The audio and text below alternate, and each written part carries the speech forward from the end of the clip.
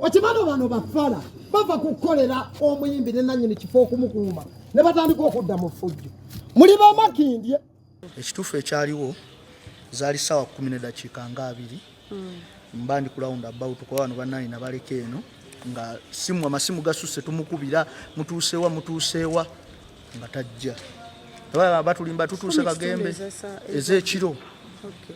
olunaku olw'omukaaga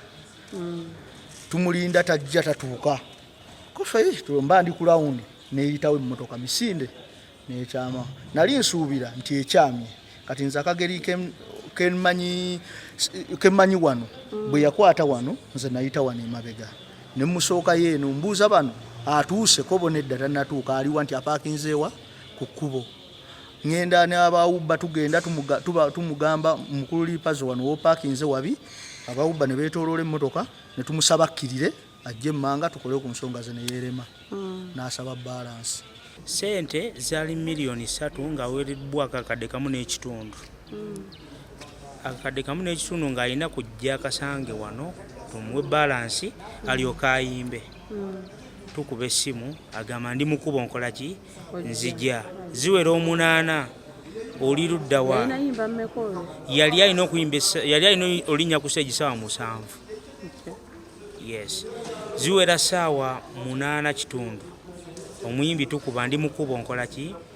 ziwera ssaawa 10 tulinda omusajja takola ki taliiwo ziba ziyingiranga 10:20 n'ekintu zigenda owera 11 abantu batandise okufuluma wano bakola ki bagenda olwo embeera essaawa eyo eriwo abantu batandise okuyomba tulinako ebintu byaffe wano ebimu bye bayonoonako tulina conference hall eyo endabirwamu baziiwa twalina amacupa nga mangi gonna nga bagakuba wansi bagonoona. Oluvannyuma ennyo omwana gwe twali twamutaddeko gwe yali atanguye twali twamutaddeko eri omwana atugamba balina we bakoze eki gye baasoose nga amasimu gamususseeko kyogamba yalina shows nyingi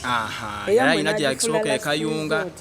yali alina gye yasooka ekayunga mbu ne babawo awalala we yayitira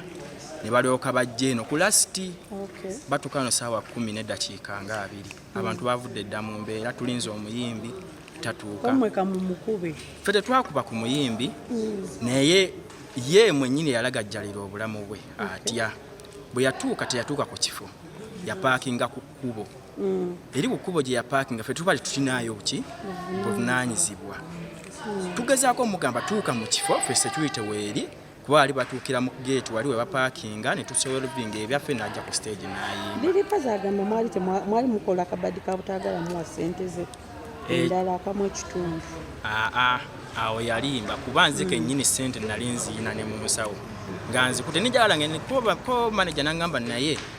lisikinga eyo gendayo omuyimbi bw'atakyama n'agenda bugenzi lwaki aganya okutuuka wano security already weeri ajja eno